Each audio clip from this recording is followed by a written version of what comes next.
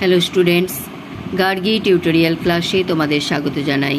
দেখো, আজকে আমার আলোচ্য বিষয় হলো বর্ধমান ইউনিভার্সিটি 6 সেমিস্টার স্টুডেন্টসদের জন্য যারা হিস্ট্রি এসএসসি 4 হিসাবে an understanding to Indian art অর্থাৎ ইতিহাসের আলোকে ভারতীয় শিল্পকলা এই বিষয়টি রেখেছ। তোমাদের একটি গুরুত্বপূর্ণ সাজেশন এর আগে আমি দিয়েছি এবং সেখানে আমি 12টা প্রশ্ন রেখেছিলাম, তার থেকে 2টো প্রশ্নের উত্তর আমার দেওয়া হয়েছে। আরেকবার দেখিয়ে দিচ্ছি, চলো দেখে নাও আগে সাজেশনটা। যে 2টো প্রশ্নের উত্তর দেওয়া হয়েছে সেটা হচ্ছে গুপ্ত যুগের চিত্রকলা সম্পর্কে সংক্ষিপ্ত টিকা লেখো এবং গান্ধার শিল্পকলা সম্পর্কে টিকা লেখো। এখন আমি তোমাদের দিয়ে দিচ্ছি প্রাচীন ভারতের স্তূপ ও চৈত্য সম্পর্কে লেখো। এই দুটোকে তোমাদের একসাথে দিতে পারে, আবার আলাদা করে ভেঙেও দিতে পারে। তো চলো দেখে নাও প্রশ্নের উত্তর। এইভাবে বলবে, বৌদ্ধ ধর্মের জনপ্রিয়তার যুগে ভারতে প্রচুর স্তূপ ও চৈত্য ও বিহার নির্মিত হয়। সংস্কৃত স্তূপ শব্দের উৎপত্তি স্তূপ পঞ্জীভূত করা বা ধাতুরূপ থেকে। মৃত্তিকা বা ইট পঞ্জীভূত হয়ে অতি স্বাভাবিক স্তূপাকৃতি নেয়, তাই সাধারণভাবে স্তূপ বলতে বোঝায় ঢিবি। আর চৈত্য শব্দটির উৎপত্তি চিতা থেকে, তবে চৈত্য এবং স্তূপ শব্দ দুটি সমার্থক। স্তূপ কল্পনা ভারতবাসীর মনে কখনো উদয় হয়েছিল তা সঠিকভাবে জানা যায় না, তবে স্তূপ সম্ভবত বুদ্ধের পূর্বকালীন। মহাপরিনির্বাণ সূত্র দীর্ঘনিকায় থেকে জানা যায় যে বুদ্ধ আনন্দকে বলেছিলেন রাজ চক্রবর্তী দেহাবশেষের ওপর যেরূপ স্তূপ নির্মিত, তার মৃত্যুর পরে অনুরূপভাবে স্তূপ নির্মিত হবে তার দেহাবশেষের ওপর। বৌদ্ধরা বুদ্ধদেবের মহাপরিনির্বাণের ঘটনাটিকে চিহ্নিত করার জন্য প্রতীক হিসাবে স্তূপ নির্মাণ করেছেন। প্যারা চেঞ্জ করে বলবে, ঐতিহ্য অনুসারে অশোক সারা ভারতে 84,000 স্তূপ নির্মাণ করেন। সারনাথের ধর্মরাজিকা স্তূপ, সাঁচির নশ্বর স্তূপ এবং তক্ষশিলার ধর্মরাজিকা স্তূপ এবং অমরাবতী স্তূপ, এই 4টি স্তূপের আভ্যন্তরীণ অংশ অশোকের আমলে নির্মিত হয়েছিল। খনন কার্যের ফলে যে স্তূপগুলি পাওয়া গিয়েছে সেগুলি হলো প্রাচীনকালে স্তূপের আকার ও স্বরূপ জানা যায়। স্তূপগুলি ছিল অর্ধগোলাকার গম্বুজ খণ্ড স্তূপের মধ্যে একটি কেন্দ্রীয় কক্ষে সাধারণত স্ফটিক সজ্জিত ও একটি ক্ষুদ্র সম্পুটের মধ্যে বুদ্ধের প্রকৃত চিহ্ন রাখা হতো এবং স্তূপের শীর্ষদেশে বিশ্বজনীন সার্বভৌমত্বের প্রতীক রূপে কাঠের অথবা পাথরের তৈরি ছত্র থাকত। এরপর এখানে চলে আসবে, সাঁচির পূর্বে নির্মিত হয়েছিল মহাভারতের সাতনা জেলার ভারহুতের স্তূপ। ক্যানিংহাম এটিকে কলকাতার ভারতীয় জাদুঘরে এনে সংরক্ষিত করেন। প্যারা চেঞ্জ করে বলবে, শুঙ্গ আমলে নির্মিত ভারহুত ও সাঁচি স্তূপ খুবই বিখ্যাত। ভারহুতের বুদ্ধের প্রতীক হিসাবে এখানে ব্যবহৃত হয়েছে ধর্মচক্র, ছত্র ও পাদুকা।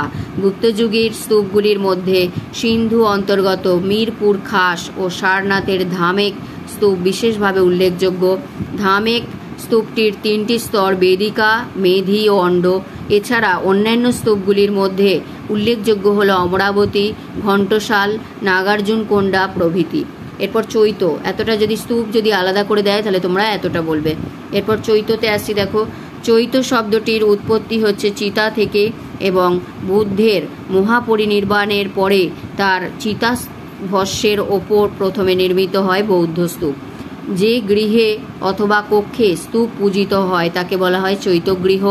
অধিকাংশ চৈত্য পাহাড় কেটে তৈরি হতো, তবে প্রথম দিকে কাঠের তৈরি গোলাকার চৈত্য নির্মাণের পদ্ধতি প্রচলিত ছিল। পরবর্তীকালে কাঠের পরিবর্তে পাথরের ব্যবহার শুরু হয় এবং গোলাকার চৈত্য নির্মাণের পরিবর্তে আয়তকার ক্ষেত্রের চৈত্য নির্মিত হতে থাকে।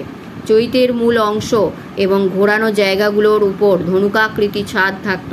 স্তূপের বিপরীতে একটি দরজা থাকত এবং তার উপর থাকত ঘোড়ার খুঁড়ের নালের মতো দেখতে একটা খিলান করা প্রকাণ্ড জানালা। প্যারা চেঞ্জ করে বলবে, ভারতবর্ষের প্রাচীনতম চৈত্যগৃহগুলির অন্যতম বৈরাটের চৈত্য গৃহ বিজক্কি পাহাড়ি নামক পাহাড়ের ওপর নির্মিত চৈত্যগৃহটি।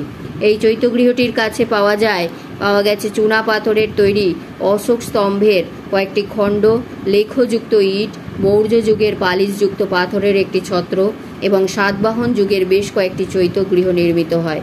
এদের মধ্যে ভাজা নাসিককালের চৈত্যগৃহগুলি বিশেষ উল্লেখের দাবি রাখে। ভারতের সর্ববৃহৎ স্তূপটি হলো কালের চৈত্য। এটি খ্রিস্টীয় 2য় শতাব্দীতে নির্মিত হয়েছিল এবং প্রধান চৈত্য গৃহের সম্মুখ ভাগে ছিল একটি প্রশস্ত স্থান। সেখানে সারি সারি স্তম্ভ ছিল। এর সামনে ছিল আরও 2টি স্তম্ভ। প্রতিটি স্তম্ভের মাথায় চতুষ্কোণ বেদি এবং বেদির ওপরে 2টি করে হাতি, 1টি করে ঘোড়া এবং চৈত্যগৃহের সামনে একটি বারান্দা। বারান্দার সামনে 2টি স্তম্ভের মাথায় 4টি করে সিংহ স্মৃতি। প্যারা চেঞ্জ করে বলবে, গুপ্ত যুগের চৈত্য স্থাপনের মধ্যে উল্লেখযোগ্য হলো অজন্তা, ইলোরা, ঔরঙ্গাবাদ ও বাঘ গুহার চৈত্যগুলি। অজন্তায় 29টি গুহা আছে। এখানে একটি মনোরম বুদ্ধ মূর্তি উৎকীর্ণ করা হয়েছে। অজন্তার ষোড়শ গুহাটি ভারতীয় প্রস্তর খোদিত স্থাপত্যের এক অন্যতম শ্রেষ্ঠ নিদর্শন।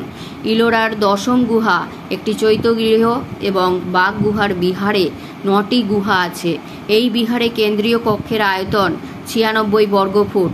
কোনো কোনো ক্ষেত্রে বাঘ গুহার স্থাপত্য ভাস্কর্যের সাথে অজন্তা ও সাঁচির স্তূপের স্থাপত্য ভাস্কর্যের সাদৃশ্য থাকলেও অনেক ক্ষেত্রে বাঘ গুহা শিল্পের বিশেষত্ব লক্ষ্য করা যায়। তাহলে এই অবধি বলবে এটা যেটা চৈত্য। আর স্তূপটা তো আগে দেখিয়ে দিলাম, আরেকবার দেখিয়ে দিচ্ছি। এই ওপরের এতটা বলবে যে তোমরা স্তূপ এবং বাকি অংশটা হচ্ছে তোমাদের চৈত্য। তাহলে এখান থেকে আমার এই 3টে প্রশ্ন দেওয়া হয়ে গেল, আর খুব একটা বাকি নেই। পরবর্তীতে এই সমস্ত প্রশ্নের উত্তরগুলো আমি দিয়ে দেবো। তোমরা চ্যানেল ফলো করো এবং ভিডিওটি গুরুত্বপূর্ণ মনে হলে একটি লাইক করে দিও। চ্যানেলে নতুন হলে সাবস্ক্রাইব করে নিও এবং বন্ধুদের মধ্যে অনেক অনেক শেয়ার করে দিও। দেখা হচ্ছে পরবর্তী ভিডিওতে।